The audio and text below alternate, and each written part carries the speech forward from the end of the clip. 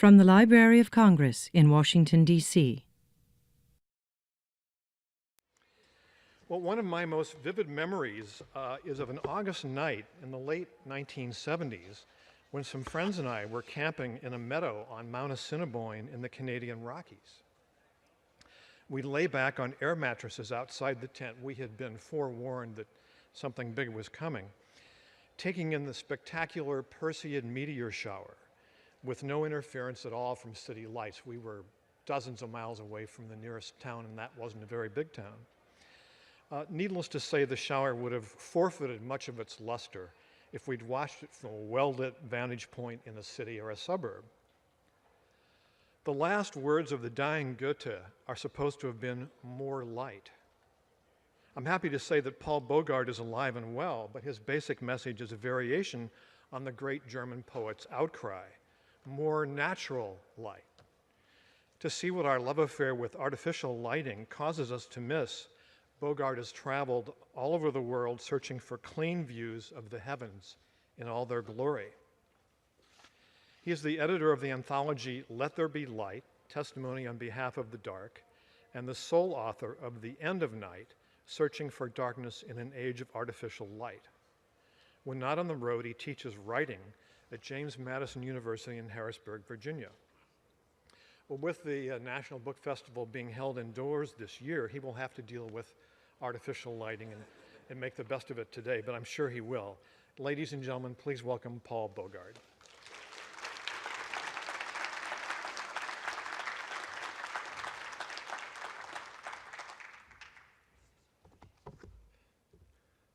Well, thank you very much for that introduction, and thank you all for being here. It's great to see a good crowd. I was really excited to be invited to the National Book Festival and really excited to see Billy Collins, who's presenting at the exact same time I'm presenting. So I got to see him at the children's thing earlier, so that was good. The End of Night is a book of stories. I always like to make the disclaimer at the beginning that I'm not a scientist. I'm a lover of science. I'm a storyteller. I'm an English professor. And I've always loved nighttime. I grew up in Minneapolis, and we still have a cabin in the northern part of the state. And so I grew up every summer going to this cabin and walking out out onto the dock under the Milky Way, under this naturally dark, beautiful sky, and it just became a normal part of my life. And when I finally got around to learning the constellations, which was actually not until after college, I very quickly realized that I couldn't see all the constellations I was supposed to see, that we have lost so many of the constellations because of the light in the sky. And I quickly realized how important darkness was for this night sky that I'd always loved. And from there, I began to learn how important darkness is for so many reasons, for life on Earth, essentially, important to us culturally, spiritually, important to our physical health, important to the health of the ecosystems on which we rely, just so important. And so I came up with this book idea and went on a wonderful journey. The book goes from some of our brightest places, like Las Vegas, Times Square, or I'm thinking the stage is quite bright. It's ironic how often when I talk I'm facing blinding light, but all the way down to some of our darkest places, like Death Valley out west. And the path of the book starts with chapter 9 and works its way down to chapter 1.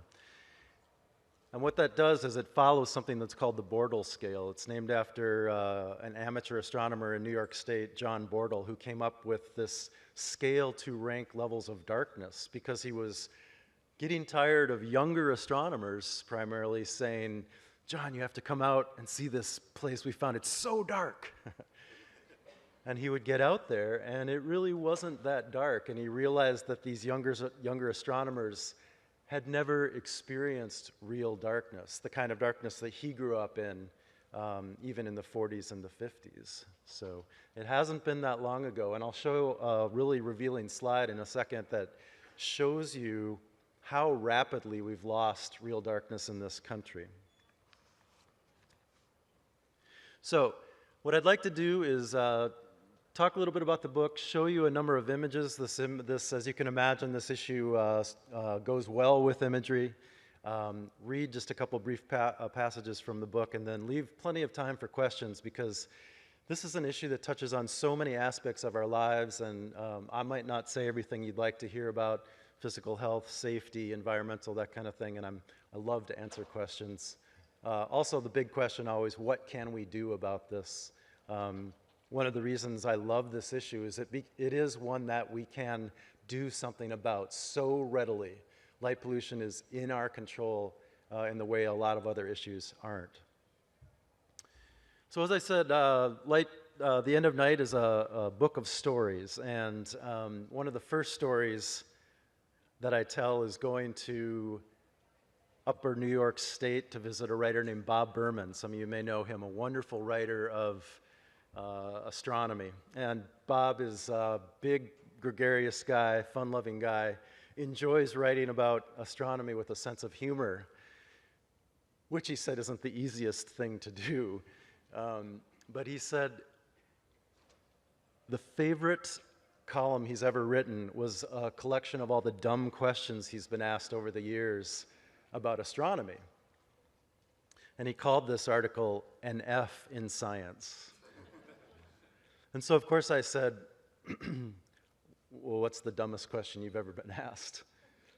And he paused and he said, well, it's hard to top. If a solar eclipse is so dangerous, why are we having it?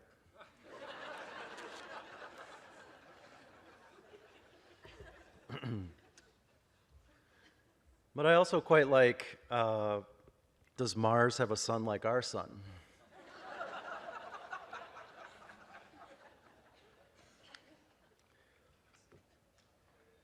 But Bob and I got to talking about why would people ask questions like that, and we were discussing the way that so many Americans and increasingly people all around the world who are living in cities have lost a first-hand experience of the night sky and night in general, a natural night in general.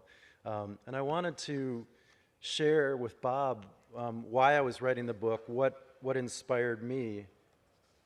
And so I told him a story about when I was 18, the year after high school, and I was backpacking in Europe. And I'll read that passage to you, a brief passage from the book. The most beautiful starry night I've ever seen was more than 20 years ago when I was backpacking through Europe as an 18-year-old high school graduate. I had traveled south from Spain into Morocco, and from there south to the Atlas Mountains at the edge of the Sahara, to a place where nomadic tribes came in from the desert to barter and trade, a place that when I look on a map, I can no longer find. One night in a youth hostel that was more like a stable, I woke and walked out into a snowstorm. But it wasn't the snow I was used to in Minnesota or anywhere else I'd been. Standing bare chest to cool night, wearing flip-flops and shorts, I let a storm of stars swirl around me. I remember no light pollution. I remember no lights. But I remember the light around me, the sense of being lit by starlight, and that I could see the ground to which the stars seemed to be floating down. I saw the sky that night in 3 dimensions. The sky had depth, some stars seemingly close, some much farther away. The Milky Way so well defined, it had what astronomers call structure, that sense of its twisting depths. I remember stars from one horizon to the other, stars stranger in their numbers than the wooden cart full of severed goat heads I'd seen that morning, or the poverty of the rag-clad children that afternoon, making a night sky so plush it still seems like a dream. So much was right about that night. It was a time in my life when I was every day experiencing something new. I felt open to everything, as though I were made of clay and the world was imprinting upon me its breathtaking beauty. Standing nearly naked under that Moroccan sky, skin against the air, the dark, the stars, the night pressed its impression, and my lifelong connection was sealed. When I told Bob that story, he paused for a second. He says, that reminds me when my mother-in-law came to visit us from Manhattan, and we heard the car pull up outside the house, and then we heard her get out of the car, and there was this pause before we heard a knock at the door. And when my wife opened the door, the first thing her mother said is, "Marcy, what are all those white dots in the sky?" It's one of those stories that you think, no way, like nobody can really say that, but if you live in Manhattan all your life, you might say something like that. And the reason for that is all the light in the sky. I hope okay, good. So I hope that you can see this from where you are. It's kind of a small screen, but this is the world at night, a collection of photographs showing the lights. It's a really beautiful image. And I want to be quick to say that light is amazing. Artificial light is a miracle, a wonder. I'm not here to say, and none of the people I talk to in the book say, we shouldn't have light. The issue is, how are we using light? Primarily, we're using light in wasteful ways, irresponsible ways, unthoughtful ways, and oftentimes really ugly ways as well. So light itself isn't ugly. Light can be beautiful like this, but this is also an image of waste. All the light you're seeing here is light that's going straight up into the sky. It's not doing anyone any good. It's not making anyone any safer. Worldwide now, we waste about $110 billion each year on artificial light outside, so it also is a big waste of money. Here's a shot of the U.S. You can find these images easily online, too, if you're interested. And if you're interested, too, in finding what it's like where you live, you can go to something called Dark Sky Finder, and it's a really wonderful map that you can zoom in and see how good or bad it is there. When we talk about light pollution is a term that's kind of an umbrella term that underneath which are terms. I'll give you three specific examples of light pollution. This first one is what we call sky glow. I hope everybody can see this here. This is a wonderful side-by-side image of the exact same street. On the left, you have a shot from 2003. It's a suburb of Toronto, and in 2003, they had a power outage. One of the folks on the street walked down the street and took a picture of what it would look like without all the light pollution. That's the left side. And then on the right is what it normally looks like, sky glow, that pale peach glow over our cities. People now in the U.S. grow up thinking that the clouds are white at night, somehow. They're only white because we're lighting them. They wouldn't be white otherwise.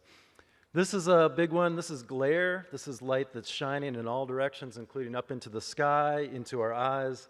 And far too often, some of you may have this experience in your homes, but your neighbor's light or the street lights are shining into your house, into your bedroom. I know last night I was at the Holiday Inn, and I pulled all the curtains shut, and my room was still lit up by the street lights. I couldn't get it dark. And then the third thing, and I think this is really one that speaks to that light coming into our house. This is called light trespass, where light from one property is trespassing onto the other. You see on the left-hand side the brand new science building at one of the schools I taught at, and then all the light shining onto the house where the students are living. They've had to hang black curtains in their windows to try to block out the light that's coming in.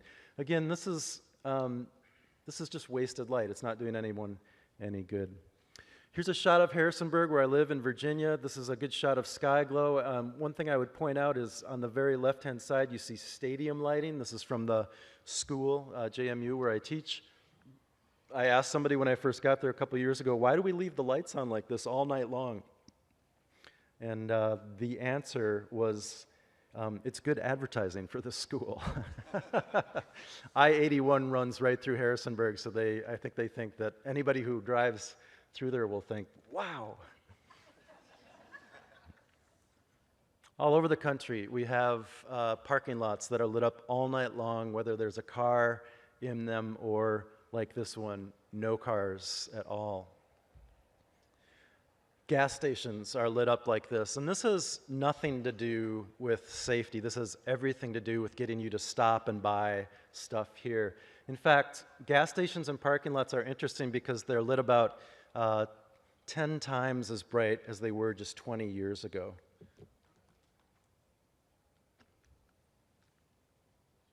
We have a lot of what we call uplighting, like this, like billboards that are shining up into the sky here. We have a lot, and this is, of course, Las Vegas, the poster child for light pollution.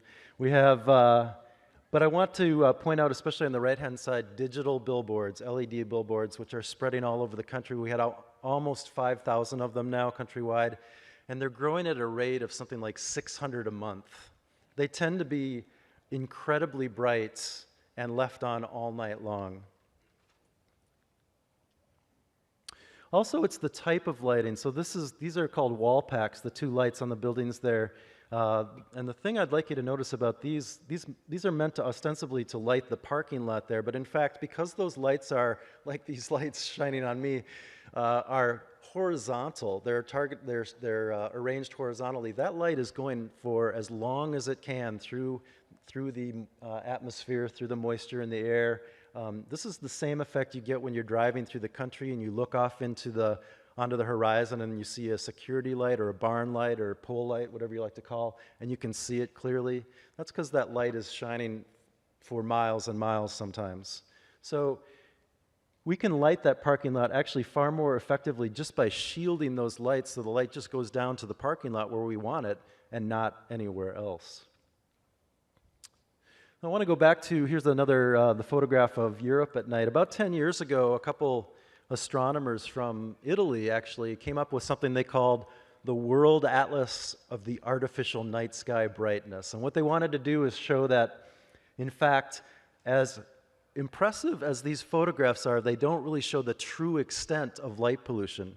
Because it looks like, and I hope you can see this on this image, it looks like if you get out of the cities and the towns where those bright dots are, that it's dark. And in fact, what they wanted to show is that light, again, spreads out into the countryside, and so there is no place in Western Europe that is naturally dark anymore. You have to go out into the North Sea, off into the ocean before you get back to natural darkness. So yeah, the brightest places are the cities, shown in white, and then it works its way out from there. But the spread of light pollution is something I think most of us don't understand. Here's the image, their image of the US, and then this is the most revealing one. And again, I apologize if it's hard to see here. This is an image of four images of the US. They had data from 1996, which is the lower left-hand corner there. And what they did, which is fantastic, is to estimate back to the 70s and the 50s on top there and show us a very darker country. And I always enjoy looking out into the audience and guessing that there are people who remember the 50s or even before when this was a darker country. I remember the 70s. And then the one on the bottom right here, estimating forward to 2025 and where we're headed if nothing changes.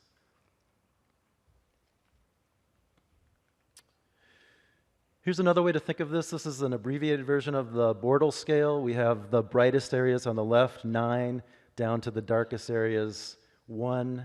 I mentioned before that I used that structure for my book, starting in very bright places, working down to very dark places.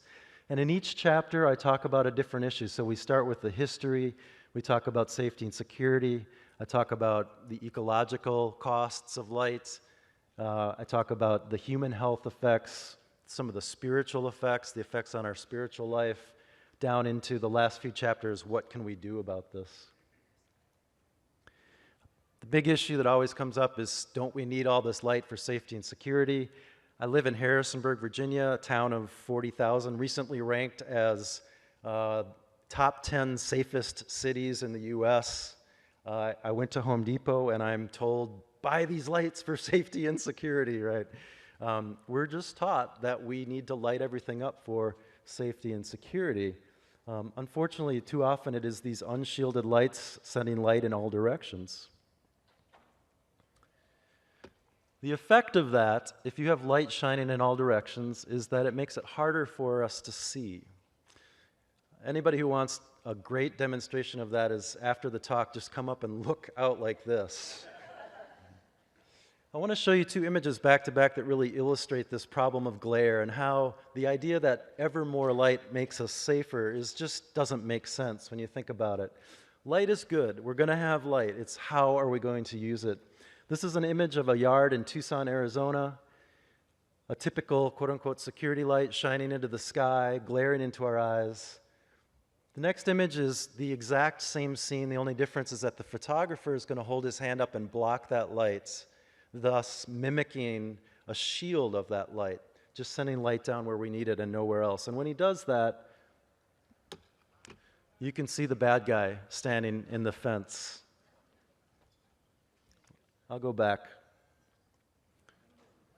I don't know how well you can see it, but you can definitely see him barely in the fence before. But when we shield that light, we lose the shadow, we can see better.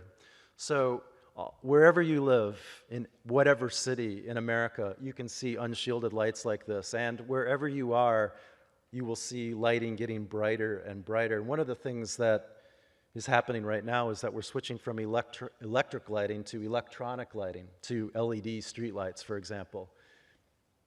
Great promise with LEDs because they are primarily focused down and we can control them, but also great peril in the sense that they are oftentimes much brighter. Everywhere is getting brighter, very few places are getting darker. We can shield other lights, though. We can shield ball fields. I showed you one earlier. When we shield this field, that's what it looks like. There's actually more light on the bottom, on the field, than there was before. We can shield street lights like this.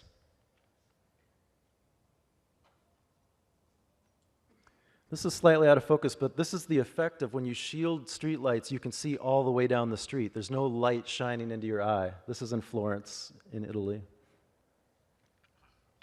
And I'm happy to talk more about any of these issues, but I always like to end the slides with an emphasis on the beauty of light at night and the beauty of night, because that's really what inspired me to write the book, and that's really what I'm trying to share with the book is how beautiful night is, how important darkness is, and how much this wasteful, irresponsible overuse of light is costing us. So whether it's beautiful light at night like this in London or in Paris, where they've spent, I talk in the book about how they've spent the last 30 years relighting the city to create the atmosphere of the city of light that we know and love. They really have an aesthetic of beauty about lighting, so different from so many places that we know in the States. We have beautiful light like this in Santa Fe to create a romantic atmosphere. We have light and darkness together, creating the symbolism of light and the dark. You need darkness for a candlelight vigil to make sense. And let us not forget the beauty of natural light, whether it's the wonderful moon's light or certainly starlight like this from northern Minnesota, where I'm from. I love this image. I hope that you can see it. It's an image of, down here on the bottom, human being coming face to face with the Milky Way on the ocean. And one of the things that stays with me so much from writing this book is that we have taken what was once one of the most common human experiences, that of walking out the door and coming face to face with the universe, and we've made it one of the most rare of human experiences. What's the cost to that? I think when you think about all the science and astronomy, spirituality, religion, art that's come from the experience of a true night sky, something like this, Van Gogh's painting from 1888 in the south of France. I was so excited to go to the south of France for the book and see where Van Gogh had painted this painting, where he stood and saw the stars in the sky. Although it's kind of funny, if you see the Milky Way or the Big Dipper on the top there, astronomers have gone back and figured out that actually the nights he was painting this, the Big Dipper was behind him. He just borrowed it and thought it would look better. So I was excited to go there, waited until it got dark, go to the exact spot you can see it, and whoops. There it is. You can see the plaque that says, "On the spot, Vincent van Gogh." But you're blinded, so you can't see anything else. On that scale that I mentioned of 9 to 1, and the book follows that journey, here is a level 2. This is a night in Death Valley National Park. It was an amazing night, and I write about it in the book. Maybe the darkest place, certainly one of the darkest places I've ever been. But this is still a level 2 because you can see down in the bottom right-hand corner the glow from Las Vegas there. And I'll leave you with a view of a level 1 darkness. This is a picture of the racetrack in Death Valley taken by Dan Dorisco from the National Park Service with the Milky Way overhead. I think I'll end there and leave some time for questions. And thank you very much. I appreciate being here.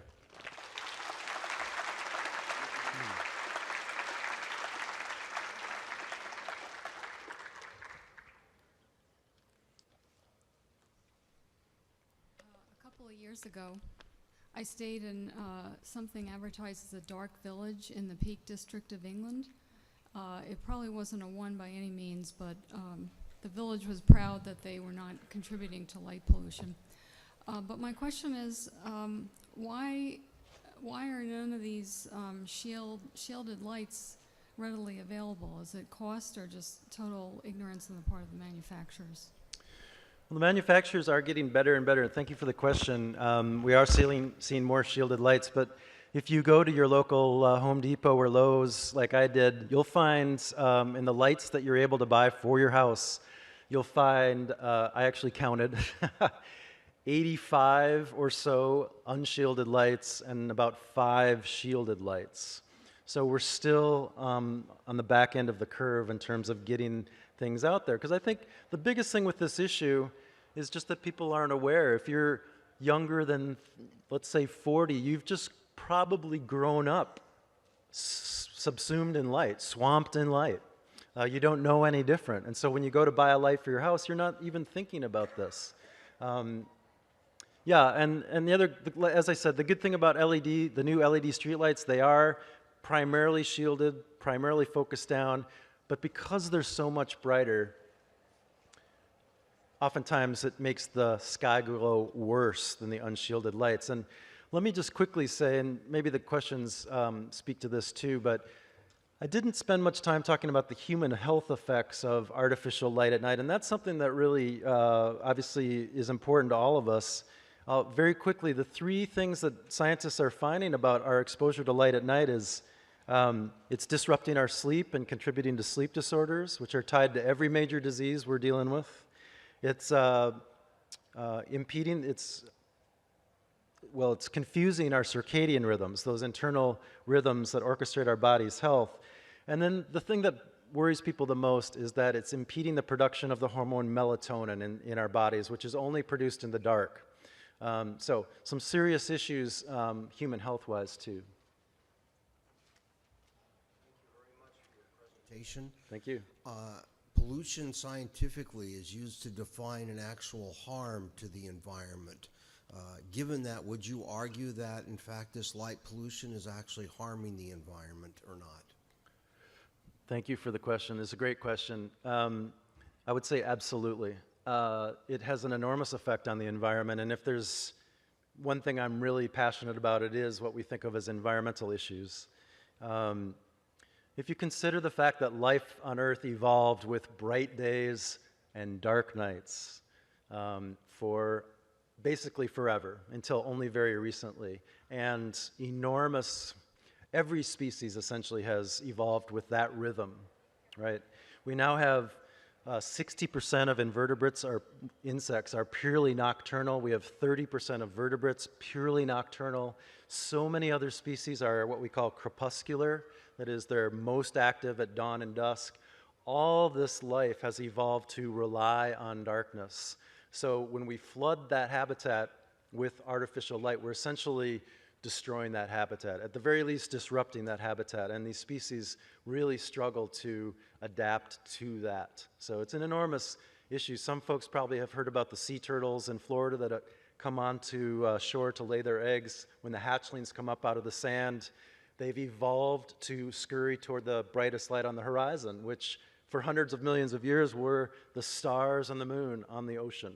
Now it's the parking lots, the hotels, the streetlights, the wrong direction.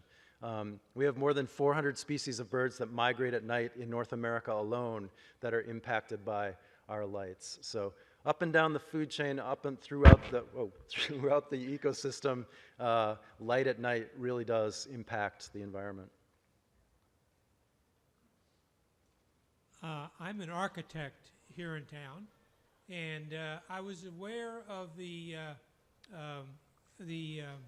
document on the internet that you had referred to. And you know that the architects and planners have actually written a code to obtain darker nights. Mm-hmm. And you know, it's not adopted by the International Building Committee, building code, but it raises an issue of exactly what you're saying. No, absolutely. I think that's really true. And I've worked with a number of architects who, I mean, one thing people forget is that bright light shining in your eyes is not beautiful. It's really pretty ugly. And floodlights just blasting against the side of a building is not beautiful lighting. I love talking with architects who are aware of how beautiful night lighting can be. And as I said, when I go to Paris and walk around with the guy who was in charge of relighting Paris, one of the things I loved about this guy was that he had a parking pass. He could park anywhere in Paris. Imagine that freedom.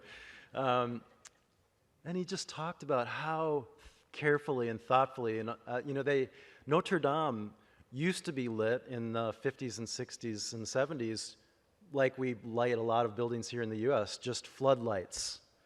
And they took those down, and now they've lit it so that it's darker on the bottom and it gets gradually lighter toward the top as your eyes rise toward heaven. I mean, they've done all these interesting things to tell stories and create beauty with light. We can do such a better job with our light at night.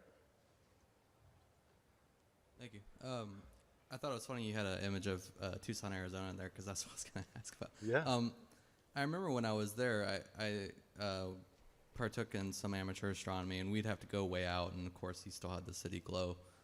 We had to go out near Kit Peak. But I also remember some of the fellow astronomers saying that city council was actually pretty good about working with the astronomy community, and they actually implemented some codes and stuff, and basically one of them was to shield the street lights and have them angled down like you were saying. I'm wondering, have you heard of any other cities, at least nationwide, that because I think it is just a city council thing in most cases. It's generally not like a statewide thing. And also, one more question: what would you rate the light level for DC? Oh yeah, DC is at least a 9.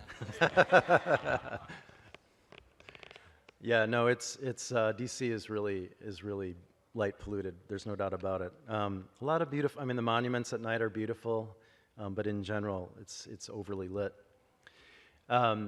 It's a great question, and it's a question about something we call a lighting ordinance.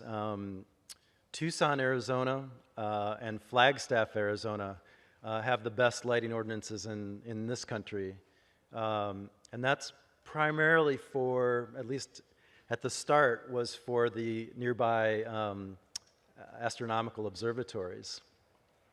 If you go to Tucson and Flagstaff, and I'm sure there are folks here who've been there, you see a city that is darker. It is lit differently, and it is therefore darker than most of the cities that we know, with no attending rise in crime, no problems that people might immediately think, oh, we need more light. None of that, right? It's just lit differently, and it's just a matter of getting used to that. the International Dark Sky Association, which is headquartered in Tucson, and you can find online at darksky.org, can help you in your community with getting a lighting ordinance on the books. There actually are statewide lighting ordinances. New Mexico has one, I know, and some other places have them. But one of the big problems is enforcement, of course. There's not too many people driving around looking for lights to enforce. There's no light police. And so I think it really, like so many things, will come down to spreading the awareness among all of us so that when we start to see light that's spreading in all directions, whether it's in our house or where we work or that kind of thing, that we say something to somebody and we think we can do better than this. We can light more thoughtfully, responsibly, and even beautifully. So. Well, I knew this was going to happen. You definitely addressed the question. I was going to ask what legislative efforts are occurring in different places, and you just mentioned some things about that. But I guess the following question to that would be, what are the major advocacy efforts, and what are the major groups that are working in an activist manner to affect this area? I'm actually currently fighting the Wells Fargo in my neighborhood to get them to lower their light, because last year the mothership landed on the Wells Fargo, and it looks like Close Encounters of the Third Kind. Yeah. And I'm thinking of showing up with a synthesizer and try to communicate with it, Right, actually. right. But and also, I mean, the last I checked in D.C., it was illegal when I was growing up here to use your high beams in the city. And the number of lights on cars that I find to be really dangerous. Absolutely. I'm definitely wondering if there's any activism that's going on around that, because I feel like it's a sensitive issue. And speaking of sensitivity, I also want to ask if you think there's anything about being redheaded that makes you and I really angry about this issue in particular, because I feel like the brunettes don't care as much. You've traveled the world, so I'm just curious of your opinion. I'm not angry. I'm full of love. Full of love. Yeah. But we are passionate. There's no doubt about it. Well, there's a lot there. I do think that the headlights are something I hear about from a lot of folks. I think, all it takes is for one of those cars coming at you with the new headlights, not even high beams, but just some of these new LED headlights where you're blinded, where you can't see, to start thinking like, wow, this might not be such a great idea. And I think so often we think that because some light, whether it's street lights or headlights or lights on our houses, can help us be safer and more secure at night, that ever more light will make us ever safer. And that equation just breaks down so quickly, right? The brighter it gets, makes it harder for us to see, and that reduces our safety. The thing about advocacy is that there's really not a lot of evidence on either side about this issue. And so the folks who care right now are trying to gather the data that shows some of these things that we're talking about, that you won't make your city safer by turning the lights up. You'll actually just waste more money. So there are things that everyone can do, whether it's on the level of their own house, their own neighborhood, their own community with this issue. And again, I really believe like this is something we can do something about. And I'm really excited to see a Twins shirt coming up to the mic later. Next. And I do apologize for any light pollution that I may be producing at the moment. Yes, I'm from Minnesota too, so I experienced that northern Minnesota pitch blackness back in the 1970s. And before reading your book, I would have said, that's got to be Bortle 1, the ultimate darkness, but you're saying it's not. Can you explain or try to tell me why that's not the most dark? In northern Minnesota? Yeah, I mean, it's really dark. Yeah, absolutely. Sure, and what the Bortle scale is really talking about is the light in the sky. So certainly sometimes people say, well, did you go into caves? And that's not really what I was after. And I know in the woods, in northern Minnesota, in our cabin, on a cloudy night, if you walk out into the woods, you can't see your hand in front of your face. It's that kind of darkness. Even under a starry sky, it can be really beautifully, wonderfully dark. And I want to encourage everybody to get out and do that. It doesn't even, It really doesn't matter if it's a Bortle scale 1 or 2 or 3, you know. That's just a way to get us to think about what we're losing and the value of this darkness. If you get out and it seems dark to you, fantastic, right? That's awesome. We just need to get, especially our kids, out into the night and let them experience the sense and sounds and beauty of this time and the value of the darkness. Concerning oncoming headlights, there was an old proposal by, I think, Lamb, the inventor of polarizers, that is to put diagonal polarizers in front of all headlights and in the windshields. So they'd be cross-polarized for oncoming headlights, but they'd illuminate things well for the driver. Also, pedestrians could wear diagonally polarized sunglasses. Any chance of bringing that back? Well, the neat thing about all lighting, I think, in this issue is that the technology is changing all the time, and people are working with this issue all the time. And I would say that no matter where you live, light at night is going to change. Night is going to change. It's a matter of how we change it. So whether it's headlights, street lights, the light in our houses, it's all going to change. And we are really at a crossroads right now, a place where we can say, you know, we've got enough lights. We like light, we're going to have light, but let's not have too much light. Let's not waste energy. Let's not endanger our health. Let's not endanger the environment more than we need to. Let's bring back some of the darkness. So thank you very much. I think I'm out of time, so I appreciate it. This has been a presentation of the Library of Congress. Visit us at loc.gov.